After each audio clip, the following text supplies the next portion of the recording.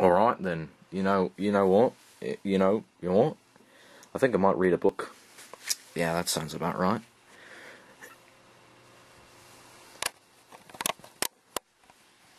Yes, I am going to read a book. Shut up. I'm going to read it to you in an awesome English accent, and you're going to listen to it. That is, unless you just click off the video, I really don't care.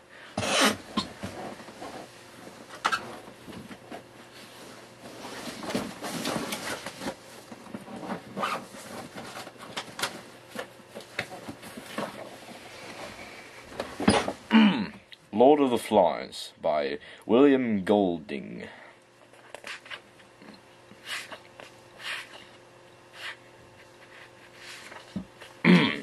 Chapter 1. The Sound of the Shell. The boy with the fair hair lowered himself down the last few feet of rock and began to pick his way through the lagoon. Though he had taken off his school sweater and trailed it now from one hand, his grey shirt stuck to him and his hair was plastered to his forehead. All around him the long scar smashed into the jungle was a bath of heat. He was clambering heavily among the creepers and broken trunks when a bird, a vision of red and yellow, flashed backwards with a witch-like cry, and this cry was echoed by another. "Hi," it said. "Wait a minute." The undergrowth at the side of the scar was shaken, and a multitude of raindrops fell pattering. "Wait a minute," said the voice. "I got caught up." The fair boy stopped and jerked his stockings with an automatic gesture that made the jungle seem for a moment like home countries. The voice spoke again. "I can't hardly move with all these creeper things." The owner of the voice came backing out of the undergrowth, and so that the twigs scratched on a greasy windbreaker. The naked crooks of his knees were plump, caught and scratched by thorns. He bent down and removed the thorns carefully, and turned around. He was shorter than the fair boy, and was very fat. He came forward, searching for safe lodgments for his feet, and then looked up through his thick spectacles. "Where's the man with the megaphone?" The fair boy shook his head. "This is an island. At least I think it's an island. That's a reef out there in the sea. Perhaps there aren't any grown-ups anywhere." The fat boy looked startled. There was a pilot, but he wasn't in the passenger cabin. He was up in the front. The boy was peering at the reef and through screwed-up eyes. All them other kids, the boy went on. Some of them must have got out. They mustn't they?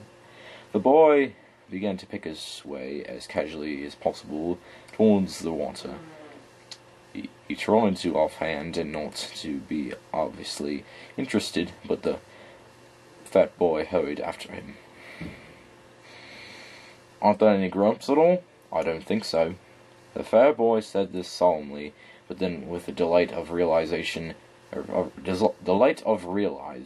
ambition overcame him. In the middle of the scar, he stood on his head and grinned at the reversed fat boy. "No grown-ups." The fat boy thought for a moment. That pilot. The fair boy allowed his feet to come down and sat on the steamy earth. "He must have flown off after he dropped us. He couldn't land there, not in a plane with wheels. We were attacked. He'll be back all right." The fat boy shook his head. "When I was coming down, I looked through one of them windows. I saw the other part of the plane. There were flames coming out of it." He looked up and down the scar, and this is what the cabin done. The fair boy reached out and touched the jagged edge of a trunk. For a moment he looked interested. "What happened to it?" he asked. Where's it got to now?" "The storm dragged it out to sea. It wasn't half dangerous with all them tree trunks falling. There must have been some kids still in it." He hesitated for a moment and then spoke again. "What's your name?" "Ralph." The fat boy waited for his name to turn in. This proffer of acquaintance was made. The fair boy, called Ralph, smiled vaguely, stood up, and began to make his way through the lagoon. The fat boy hung steadily at his shoulder. "I expect there's a lot more of us scattered about. You haven't seen any others, have you?" Ralph shook his head and increased his speed. Then he